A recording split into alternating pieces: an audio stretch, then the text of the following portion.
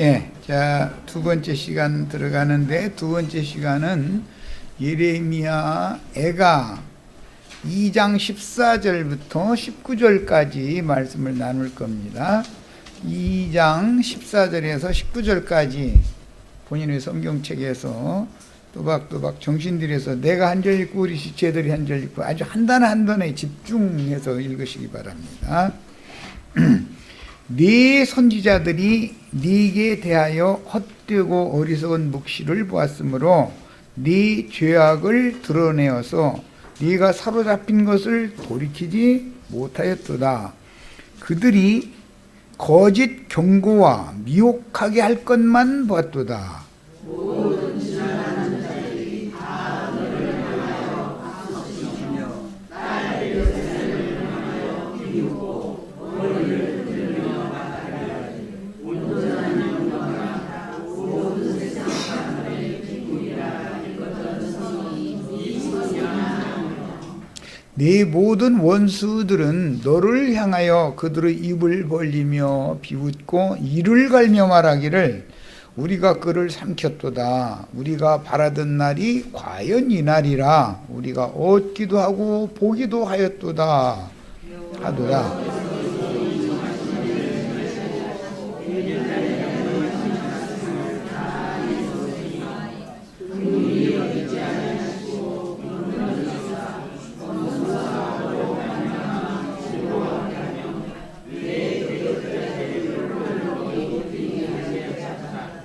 그들의 마음이 주를 향하여 부르짖기를 딸 시온의 성벽아 너는 밤낮으로 눈물을 강처럼 흘릴지어다.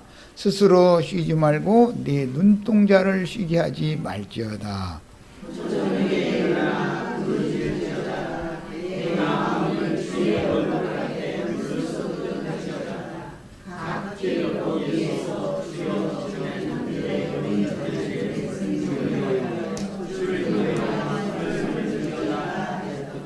아멘, 아멘. 자, 오늘 우리가 읽은 예레미야에 가서 2장 14절에서 19절 사이에 이렇게 보면은 다루고자 하는 중요한 이제 주제가 선지자의 마음속에 네 가지로 이렇게 주제가 나와 있는데, 첫째는 그 거짓 선지자들에 대한 말씀이 나왔고, 그 거짓 선지자들 때문에 네가라고 그랬는데 이것은 딸 시온 예루살렘 성을 염두에 둔 말이에요. 이렇게 오늘날 이런 순환을 당한다. 이게 예루살렘 성이 망하게 된 거는 거짓 선지자들이 원흉이다라는 걸 지금 특별히 지적한 말이 앞에 나왔고, 그 다음에는 지나가는 자들 이야기가 나왔습니다. 두 번째 볼 말씀은 15절에는 지나가는 자들이 얘기가 나왔죠.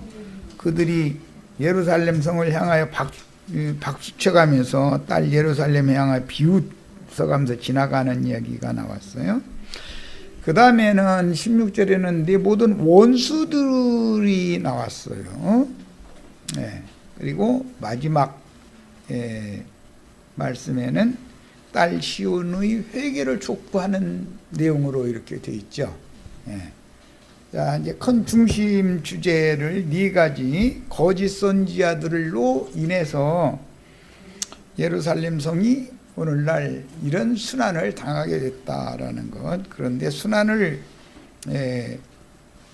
당하는 것을 오히려 이제 좋아해 가면서 이제 박수 친다는 건 뭐 좋아했다는 뜻인데, 그걸 이제 기다리기라도 했다는 듯이 그런 사람들은 불신자들이 아니고 이것은 유다의 왕이나 또는 선지자나 제사장들의 어느 행사에 대해서 마음속에 못마땅해 하고 있던 자들이기 때문에 그들은 젖과 꿀이 흐르는 가나안 땅이 영원한 자신들의 거처다, 또는 하나님의 집이 있는 예루살렘 성이 자신들의 처소다라는 그런 개념이 없이 지나가는 자들이라는 거는, 뭐 우리도 교회 생활 이제 하다 보면은 지나가는 자들이 참 많죠.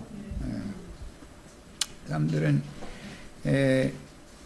교회를 주님의 안식처로 삼지 않고 유리하는 별들이라고 그러죠. 신약의 용어로는 그냥 스쳐서 지나가는 경우죠. 이제 여러 가지 사유는 있습니다. 들어보면은 그런데 이것은 하나님이 주신 젖과 꿀이 흐르는 영생하는 초소, 그 중에서도 하나님의 신전이 있고 이스라엘 왕의 왕궁이 있는 예루살렘에 마음을 붙이지 못하는 사람들이 다 그게 지나가는 자들이죠.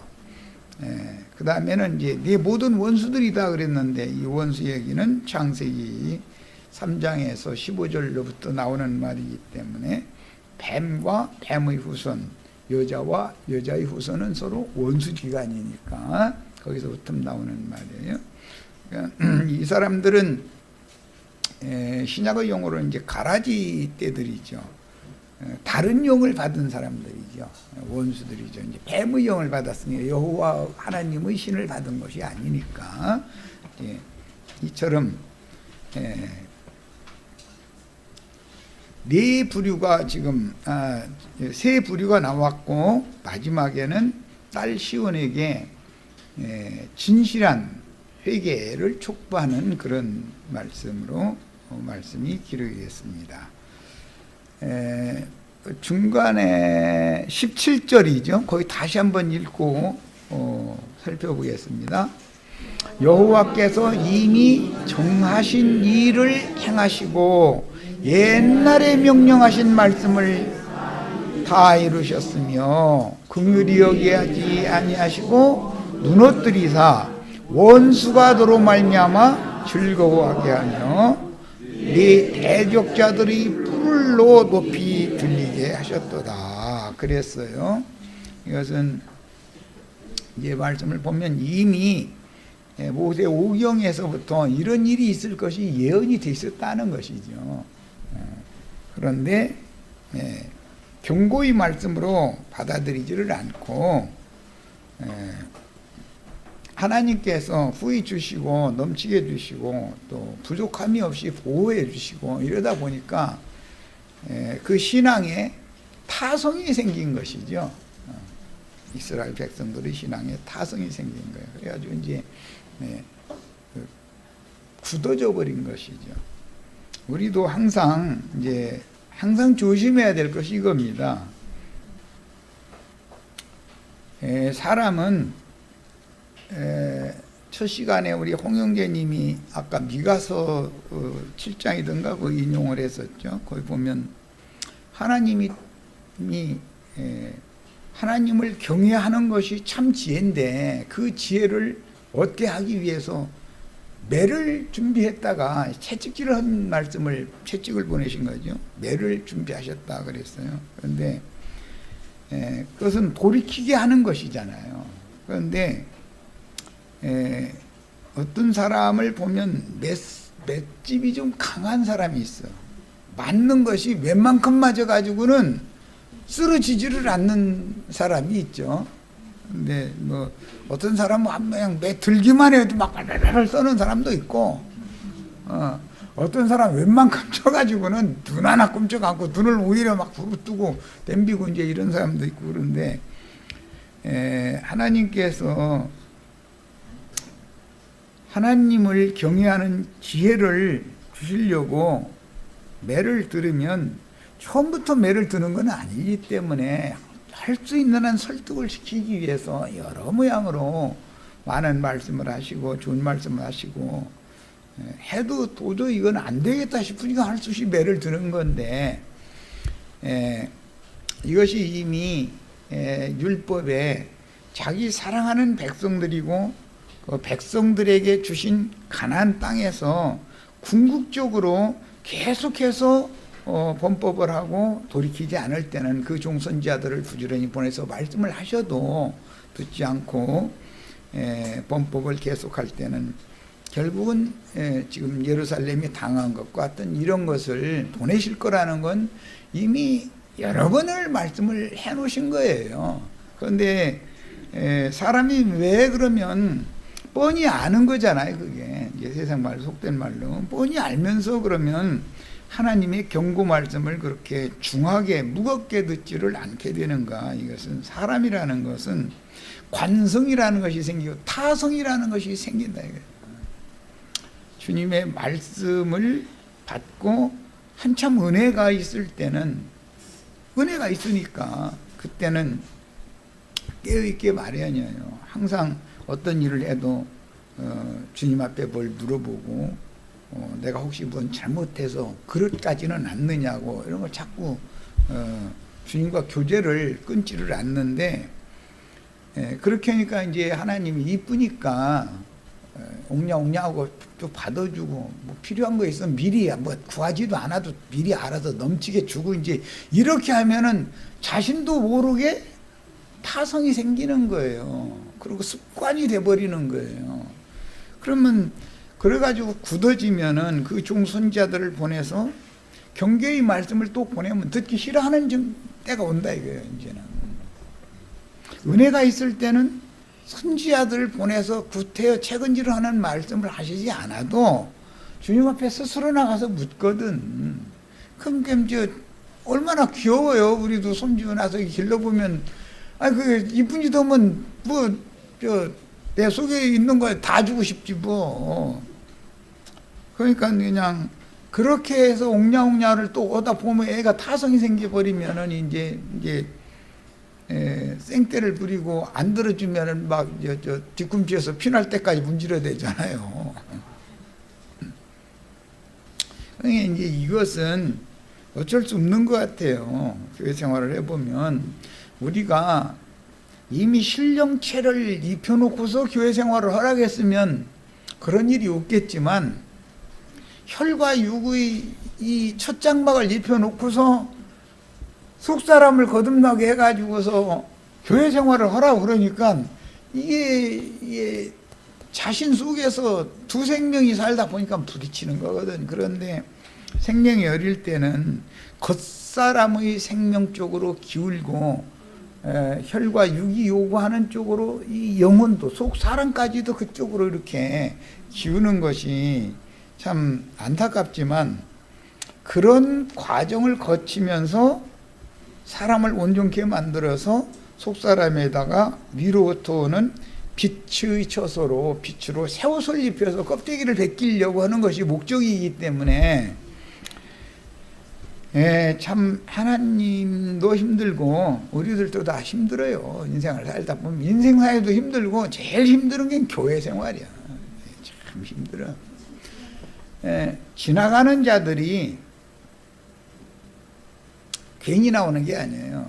다 나름의 생각이 있기 때문에 지나가는 자가 되는 것이지, 아무 생각도 없다면 지나가는 자가 될 수가 없죠. 한참 은혜가 될 때는 내가 여기다 코 박고 죽는다, 내 인생 내가 여기에서 마칠 거다, 다 이러고 시작을 하죠. 그런데 시험이 오거든. 믿음의 시험을 거쳐서 정금 같은 믿음이 되게 만들라고 시험을 보내시거든. 그러면 그 시험에 다 걸려 넘어진, 뭐 다는 아니지만 걸려 넘어지게 된다는 거예요. 그만큼 사람은 약한 거죠. 그래서 누구도 주님 앞에서는 큰소리칠 수 없다. 주님의 몸된 교회가 정말로 나의 영혼의 영원한 안식처고 영원히 갈 처소인가, 하나님이 주신 젖과 꿀이 흐르는 땅에 세운 하나님의 집이 내 집이어야 되고 하나님의 왕궁이 나 자신이어야 되는데, 이것이 얼마나 분명하냐의 여부는 이런 말씀을 보면 구약 성도들이든 신약의 성도들이든 실패가 다 있었다라는 것은, 실패가 없이 완전케 될 수는 없다라는 것을 1차적으로는 보여주는 것이고, 그렇다고 해서 실패만 늘 거듭하고 회복이 없으면 그거는 예수를 믿는다는 게 잘못 믿는 것이다라는 걸 알 수가 있어요. 자, 서원의 말씀은 이 정도에서 마치고, 거짓 선지자들은 크게 보자면 율법 제도의 실행을 주장하는 발람과 니골라 당이에요. 그들의 제도권 조직 실행을 하지 않고 하나님이 말씀을 맡겨서 보낸 선지자들은 진리의 증인들이고 참 선지자들이죠. 거짓 선지자들과 진리의 그 증인들을 이렇게 구별하는 거예요. 제도권, 그럼 율법제도 아론 반차의 제도권을 주장해. 오늘날로 말하면 신부제도, 목사제도를 주장해. 그럼 그건 거짓 선지자들이에요. 그게 그들 때문에 주님의 교회가 세상 신에게 다 넘어가는 거예요. 바벨론으로 이렇게 사로잡혀 가는 거예요. 거기에 대한 책임은 신부님, 목사님들이 져야 되는 거죠. 그러니까. 그런데 본인들은 거짓 선지자들이라고 생각을 안 지어 전혀. 자신들이 참 선지자라고 생각을 하지. 그런데 성경에는 참 선지자와 거짓 선지자는 어떻게 구분을 하느냐. 거짓 선지자들은 제도권에서 교육받아 가지고 이렇게 20세 이상 되면 교육을 시키거든. 레위 지파로 태어나 가지고 혈통적인 것이고 교육받아 가지고 세워진 사람들이거든. 그건 다 거짓 선지자들이에요. 하나님이 보낸 종선지자들은 무슨 제도권에 가서 교육받아서 뭐 안수받아서 내보내고 이런 게 없잖아요. 그래서 이런 것을 성경이 엄연하게 그걸 기록하고 있지만 기독교계 내에 있다 보면은 참 선지자와 거짓 선지자가 누구로부터 어떤 방식으로 보냄을 받는지에 대한 개념이 없는 거예요. 이 참 설득하기가 참 어렵죠. 이러니. 그 다음에 지나가는 자들이라는 건 서원에서 잠깐 말씀드린 것지만 영혼의 안식처로 쉼을 누리지 못하는 유리하는 별들이기 때문에 그렇다. 그들은 항상 마음이 고정되어 있지 않고 두 마음을 품는 자들이다. 왜 그러는가? 첫째는 여기에 와서 뭐 사람 이렇게 불러내가지고 내 사람, 나 따르는 사람 있으면 끌고 나가서 뭐 좌판 한번 벌려보겠다는 야심이 제일 첫째는 그것이 끝나지 않기 때문에 이제 그럴 수가 있고, 그 다음에는 무슨 소리인지 못 알아듣겠어, 도무지. 그럴 수도 있죠. 그런데 아는 철수는 못 알아들었는데도 알아들은 것처럼 얼마든지 행세할 수가 있는 거거든. 지나가는 자들이라는 것은 입 다물고 있다가 나가는 경우예요. 차라리 따져. 차라리 질문도 많이 하고 자기의 신앙을 자꾸 내놔야 된다 이거예요. 그래서 해소를 시켜야 되는 것이거든. 그런데 그렇게 않고 얌전하게 있는 사람이 어느 날 갑자기 그 사람 속은 하나도 안 바꿔지고 있는 경우가 있거든. 다 지나가는 자들이거든. 여행객이죠, 뭐. 예. 그 다음에 이제 뭐 원수들은 또 그 사람들보다도 이것은 생명 자체가 이거 마귀의 영을 받은 자들이니까 그건 뭐 말할 것도 없는 거예요. 원수들, 지나가는 자들도 있을 때는, 얌전히 있을 때는 굉장히 그 상태가 좋은 걸로 느끼게끔 하죠. 그러나 뒤에 나가면 불필요한 많은 말을, 예, 허무는 말을 많이 하죠. 여우들이죠. 허무는 여우들. 그만큼 간교한 영이 있다는 거죠. 이런 것으로 이제 분별할 수가 있어요. 예, 자료 말씀으로 들어가겠습니다. 14절 네 선지자들이, 이건 딸 시온의 선지자들을 말하는 거예요. 네게 대하여, 이거 거짓 선지자들이죠. 헛되고 어리석은 묵시를 봤다는 것이라는 거예요. 이 예루살렘이 망하게 된 건 이 사람들이 근원적인 문제다 이걸 지금 지적하는 말이잖아요. 뭐냐? 헛되고 어리석은 묵시를 봤다. 여기 헛되고 어리석은 묵시, 이제 계시 이상을 봤다. 이제 이 말은 육에 속한 것, 세상적인 것, 이런 어떤 계시를 본 것이죠. 하나님의 말씀을 그 사람들이 모른다는 말이 아니라, 말씀이 없다는 게 아니라 말씀을 받았는데 그 말씀을 땅에 속하고 육에 속하고 세상에 속한 것으로만 이해를 한다 이게, 계시를 그렇게만 받았다 이거예요. 그럼 거짓 선지자들이라는 거예요, 이게. 왜? 그 사람 자신이 육에 속한 사람이니까 그렇거든. 선지자 자신이 육에 속하다 보니까 말씀을 들어도, 똑같은 성경을 읽어도 육적이고 세상적인 그런 말로만 이해가 되지 폭넓게 깊이 있게 생각을 해보려고는 않는 것이거든. 이것이 문제가 된 거예요. 결국은 그들을 보낸 것은, 거짓 선지자들을 보낸 것은 내 죄악을 드러내어서 내가 사로잡힌 것을 돌이키지 못하도록 하는 역할을 했다. 기독교계 목사님들 때문에 진리를 증거해도 사람들이 나오지를 않죠. 돌이키지를 못하게 만드는 역할을 해버려. 이 거짓 선지자들이. 이게 정말 힘든 일이야. 하나님의 싸움은 이거예요. 결국 알고 보면.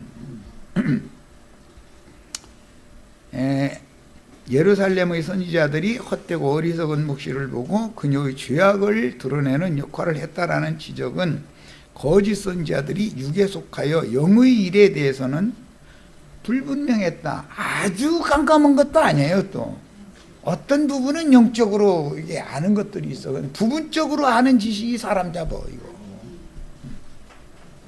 돌파리가 뭐 침대롱만 내려도 뭐 맥도 짚을 줄 모르면 침대롱만 흔든다, 이런 옛말이 있는데, 우리 같은 완전히 그 의술에 대해서 전혀 무식한 사람이 아니에요.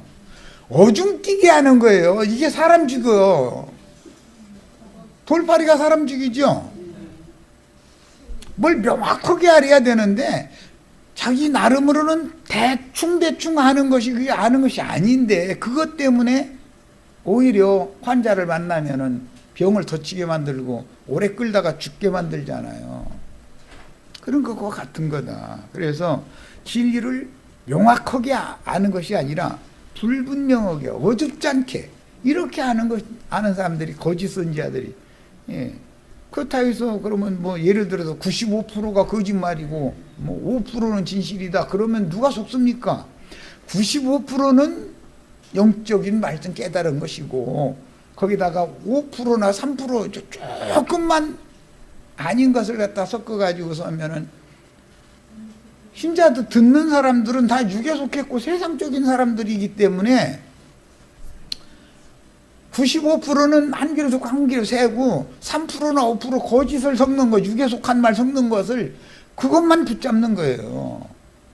이것이 참 예루살렘 멸망시키는, 교회를 망하게 만드는 요인이 된다. 이런 걸 깊이 생각해 봐야 되겠어요. 자, 본문에서 선지자는 예루살렘의 그 멸망 원인 중 하나를 거짓 선지자들의 역할 때문이다라고 명확하게 지적을 하고 있어요. 오늘 우리의 신앙생활에도 이걸 명확하게 분별을 하셔야 되겠어요. 자, 그 다음에 이제 15절로 16절로 갑니다.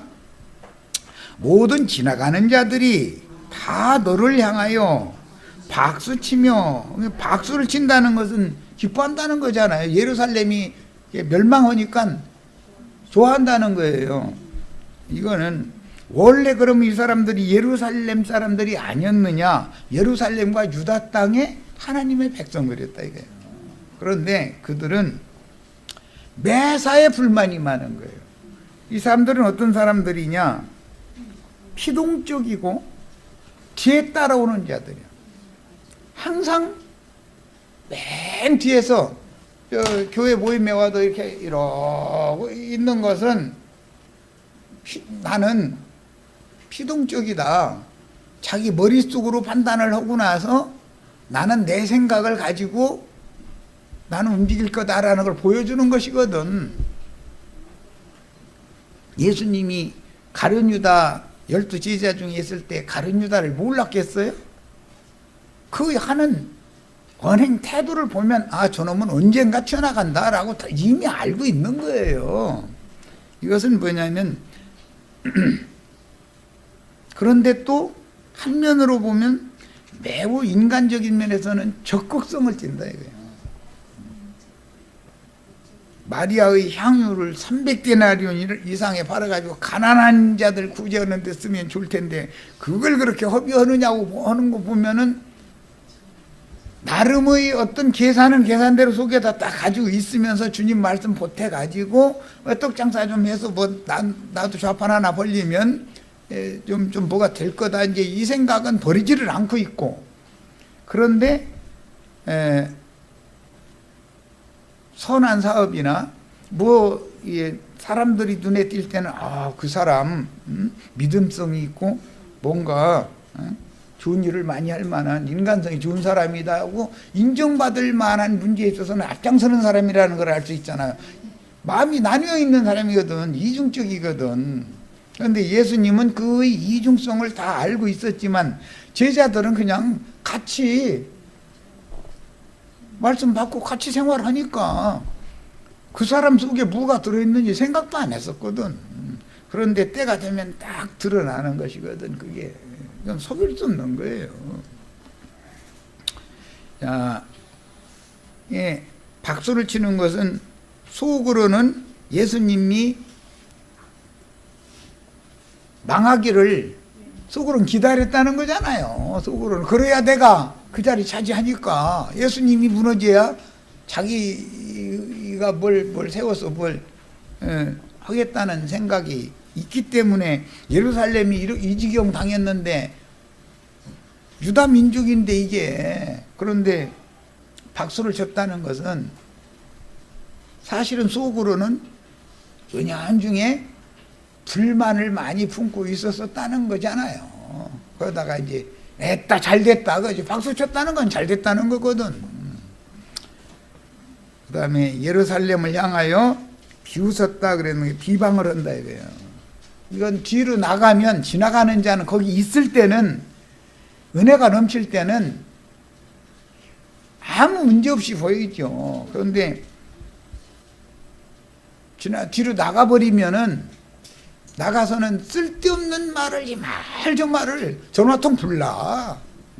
가만 안 있어. 지나가는 자는 반드시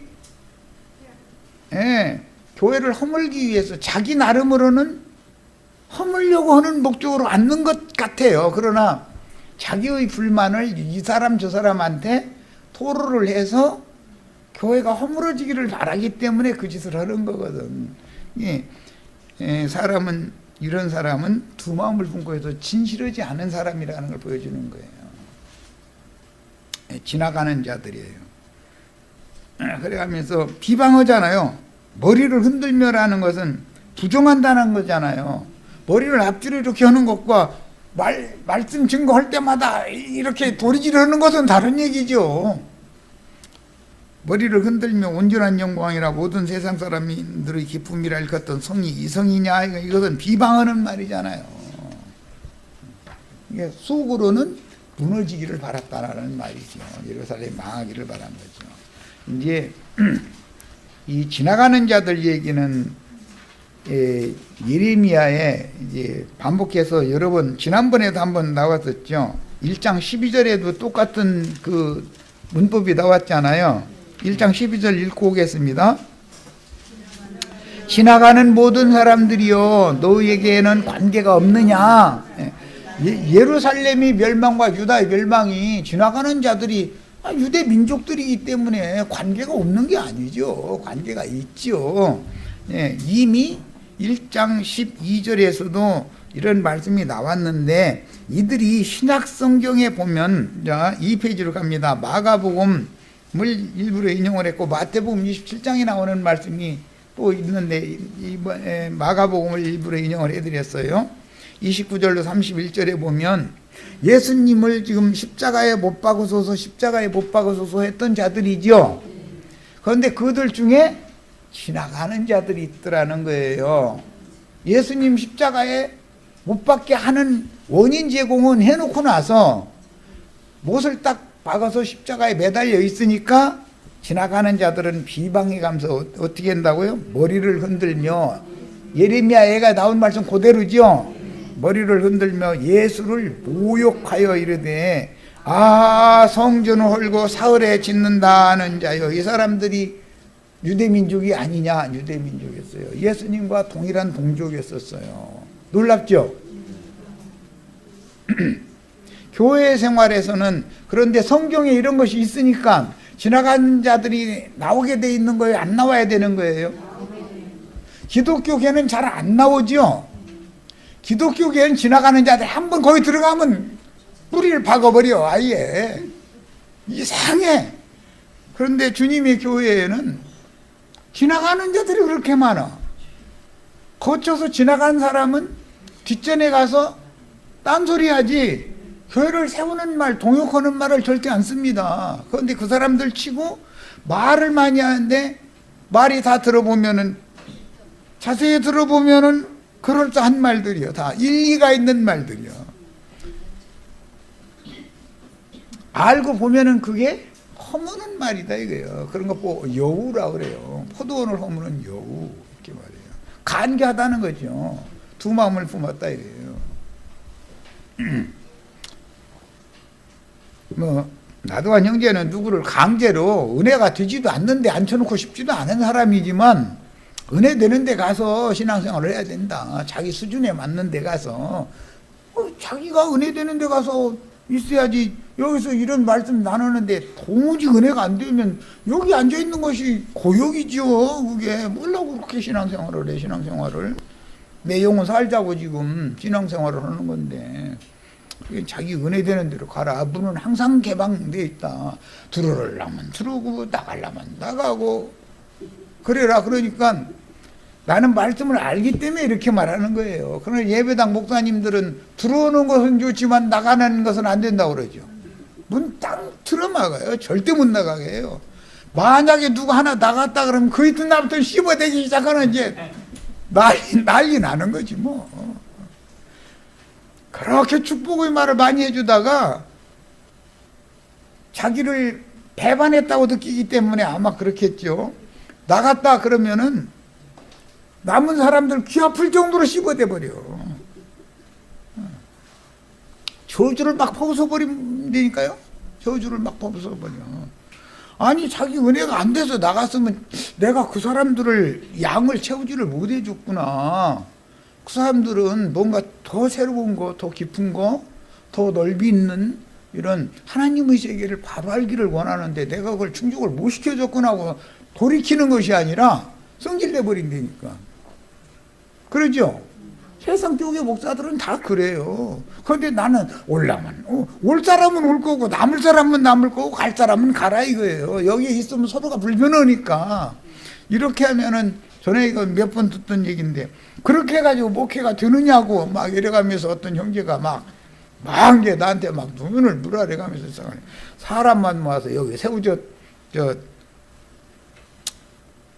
새우젓보다가 소금 들어서 새우젓 남아서 새우젓 장사하려고 나 이 목회하는 거 아니야. 이렇게 하는 것이 하나님의 일이야. 그랬더니 그게 어떻게 하나님 일이냐고. 나가는 사람들이 다 상처받고 나고 다 그랬는데 잡아야지. 아니 나갈 사람이 내가 잡는다고 안 나가겠어. 다 주님 뜻대로 되는 거야. 그냥 놔둬. 갈 사람 가고 남을 사람 남고, 빈자리 있으면 또 주님이 알아서 채워서 또 보낼 거고, 다 주님의 양들이 나도한 형제의 양 아니잖아. 그냥 놔둬. 그랬더니 이래가지고 목회가 안 된대. 그런데 나는 이렇게 하는 것이 목회라고 하니까 서로가 안 맞는 거예요. 기본 틀이 다르기 때문에, 신앙관이 다르니까. 자, 이제 16절로 갑니다. 내 모든 원수들은 너를 향하여 그들의 입을 벌리며 비웃고 이를 갈며. 자, 이제 원수들은 지나가는 자들보다도 좀 심하죠. 지나가는 자들은 이는 안 갈잖아. 이를 간다는 것은 철천지 원수로 지금 이거 무너뜨리려고 아주 작정하고 있었다는 뜻이잖아. 이를 갈고 덤볐다는 사람들이잖아.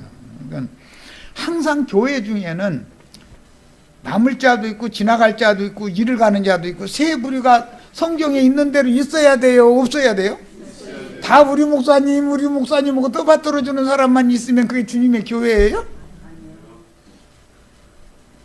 이것을 이해하고 다 수용하고 받아들여주는 사람이 목회자죠. 자기 다 지 맘대로만 다 극복하는 사람만 모으려고 그러면 그 세상 교회 해야지. 왜 이런 교회 생활을 왜 합니까?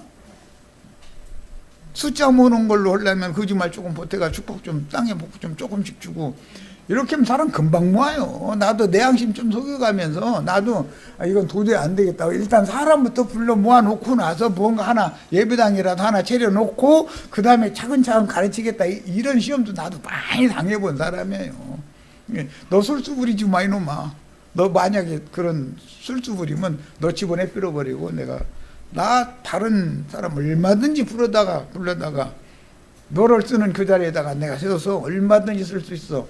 나는 내 종을 맘대로 패하기도 하고 세우기도 하고 맘대로 할 수 있어. 그러니까 겁이 덜컥 나가지고 못했지.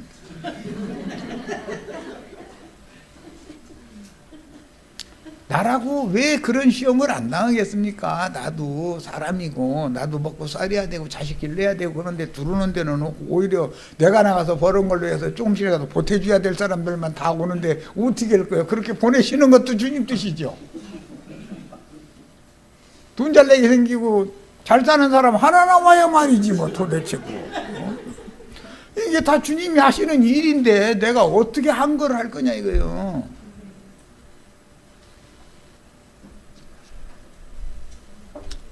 돈풍이나 있는 사람이 예를 들어서 예배당 지어줄 테니까 설교만 해달라고 이런 사람 가면 그 사람 종로로 설계 돼 있는 거거든. 나는 그리스도의 종이 아니고 그 장로님들의 종이 되는 것이거든. 누가 돈풍이나 있어서 자기 사무실 뭐 비어 있으니까 말이야 우리 모임 거기서 그냥 무료로 갖자 말이야. 돈 내지 않아도 된다. 이래버리면 얼씨구나 좋다고 만약에 그랬다가는 큰 코 다치는 거예요. 그런데 이런 기본 어떤 영과 어떤 정신이 누구로부터 받은 영과 정신이냐의 문제 이렇게 중요해. 뭔가 찜찜한데 그걸 그냥 따라서 해. 그랬다가 나중에 반드시 당하는 거거든. 그건 뭐 틀림없어 이건. 세상사도 그렇고 교회생활도 그렇고 매사가 다 그래. 우리는 기왕이면 몇 명 안 되지만 우리 손으로 우리 돈 십시일반으로 내서 교회 모임도 우리가 세워야 돼요. 그래야 문제가 안 벌어져.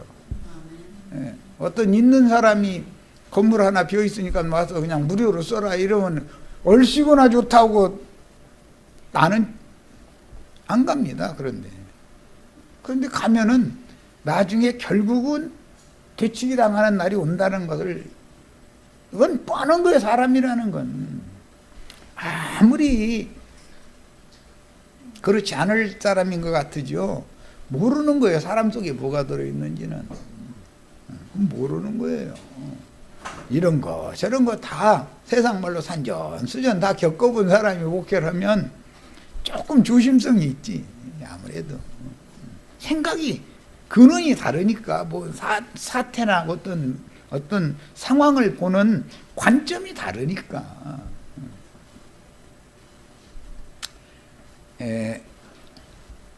그 다음에 이제 3페이지로 갑니다. 2장 17절로 갑니다. 여호와께서 이미 정하신 일을 행하시고 옛날에 명령하신 말씀을 다 이루셨다.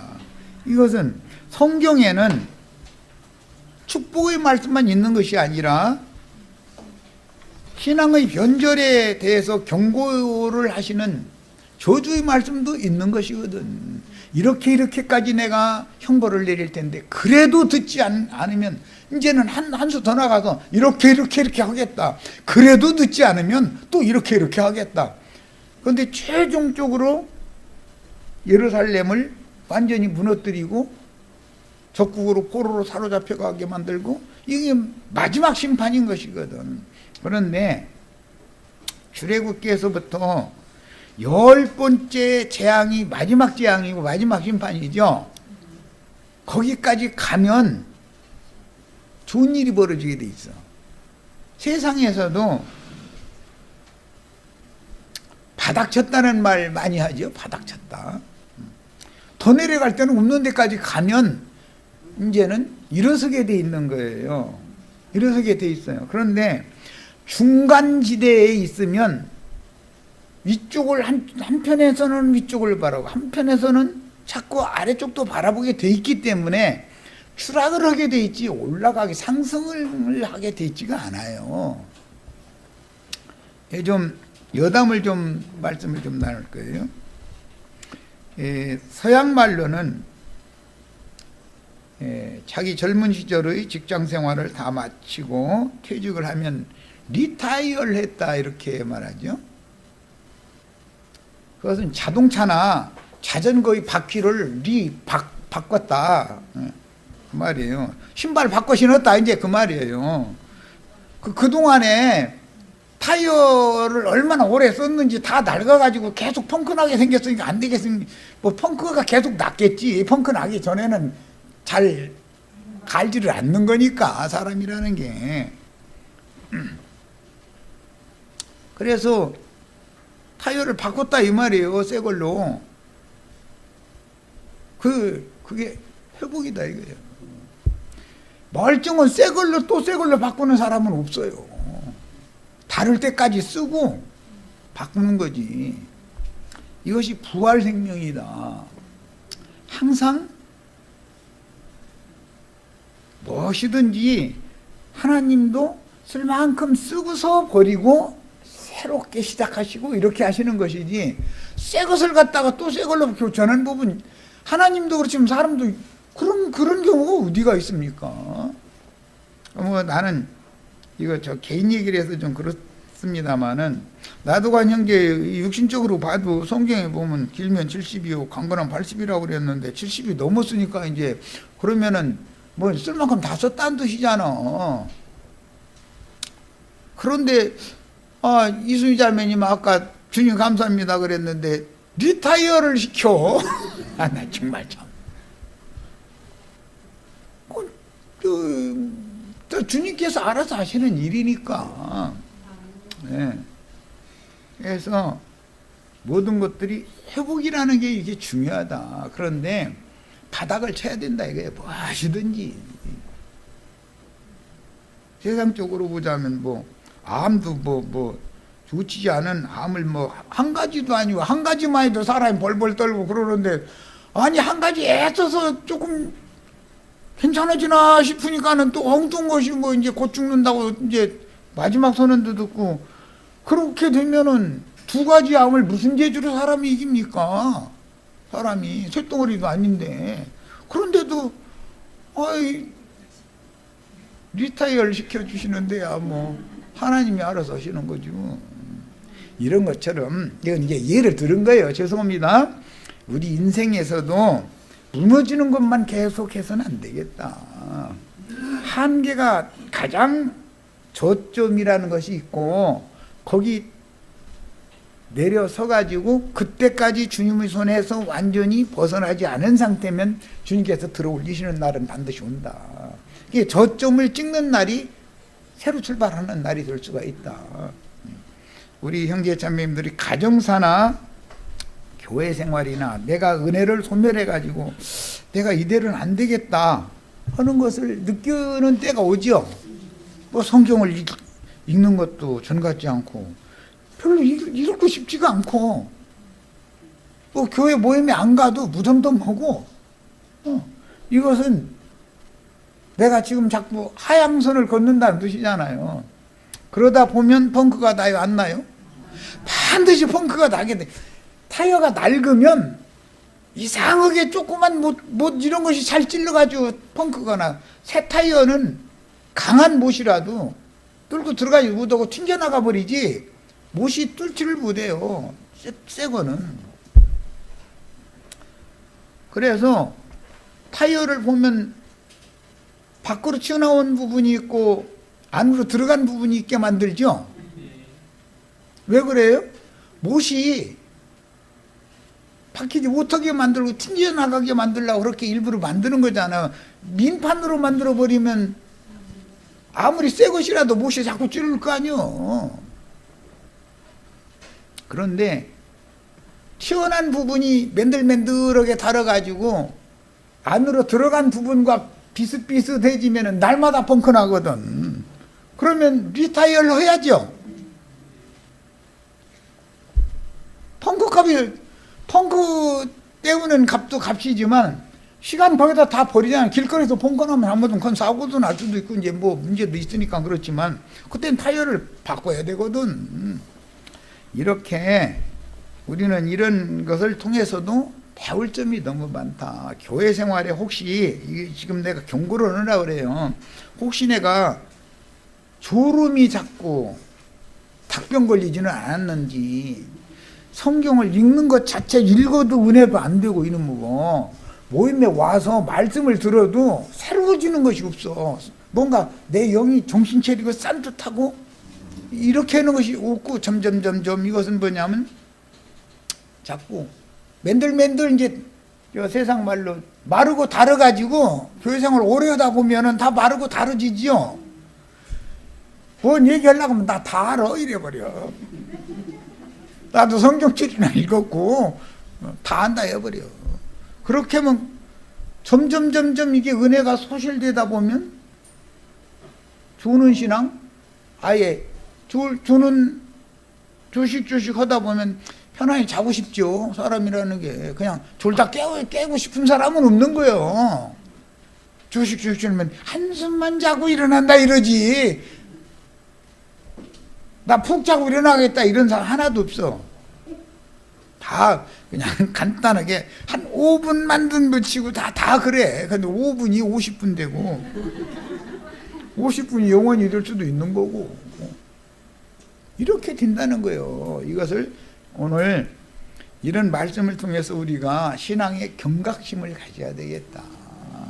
주님이 많은 말씀을 주신 다음에 깨어있으라는 말씀을 하셔요. 깨어있으라라고 말씀을 하시는 의도가 뭔가 사람은 신앙생활을 금방 처음 시작했을 때는 은혜가 있어요. 그때는 누구나 어떤 모임에 가도 다 그 목사님한테 다 은혜가 됩니다. 자기 수준이 그 목사의 수준을 따라가지 못하니까 그때는 은혜가 돼요. 그런데 매년 듣다 보니까 리타이어리 아니라 거기는 리와인허네 또 돌려먹네 이렇게 나오면 그 3년 전에 들은 얘기인데 하면은 이미 다 아는 얘기야. 들은 얘기니까 그 다음부터는 조식이 오는 거예요. 재미가 없거든.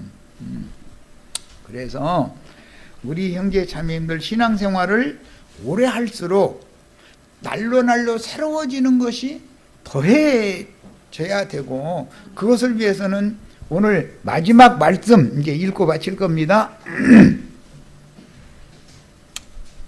18절 19절 그들의 마음이 주를 향하여 부르짖기를 딸 시온의 성벽아 너는 밤낮으로 눈물을 강물처럼 흘릴지어다. 이게 왜 그러는 거예요? 너무 굳어져 있다 이거예요. 너무 굳어져 있어. 타성에 젖은 신앙으로 젖어 있었기 때문에 이런 결과가 온 거예요. 그런데 그렇게 하는데 거짓 선지자들이 원인 제공을 한 거죠. 그런데 지금 하나님이 보낸 선지자는 율법 제도의 선지자가 아니잖아요. 선지자는 이런 모든 말씀들을 경고를 주신 다음에 지금 마지막에 회개할 것을 지금 촉구하는 내용으로 오늘 단락 말씀을 마치고 있는 거예요. 자, 쉬지 말고 내 눈동자를 쉬게 하지 말아라. 말은 자꾸 제일 무거운 것이 눈꺼풀이라는 거잖아요. 바위덩어리보다 더 무거운 거거든 이놈의. 영이 느슨해지면은 그렇게 되는 거거든. 신앙에도 얼마든지 조는 신앙, 잠자는 신앙이 올 수가 있는 거예요. 이렇게 눈꺼풀이 무거울 수가 있는 거거든. 이게 전부 육신의 생각 때문에 이렇게 되는 것이지 영이 깨어있으면 이렇게 안 되는 거거든. 이 얘기를 지금 오늘 하려고 그래요. 자, 초저녁에 일어나서 부르짖어라.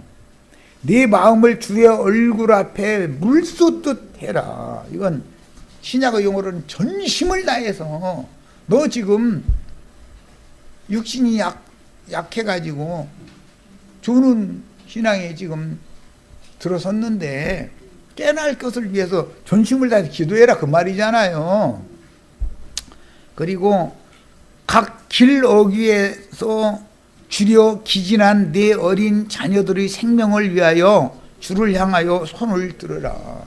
손을 들어라는 말은 너 너무 교만하다. 하나님 앞에 항복해라. 지금 그 말이잖아요. 응? 네 예루살렘의 어린 자녀들이 다 굶주려서 죽게 생겼는데 너 정신 차리고 깨나가지고 전심을 다해서 기도를 해야 되지 않냐. 지금 그 말이잖아요. 네 눈물을 물속도 돼가면서 기도해도 들어줄 둥 말둥인데 지금 너 이런 상태로 나가가지고는 되겠냐. 지금 이런 경고의 말씀이에요. 여기까지서 마치겠습니다.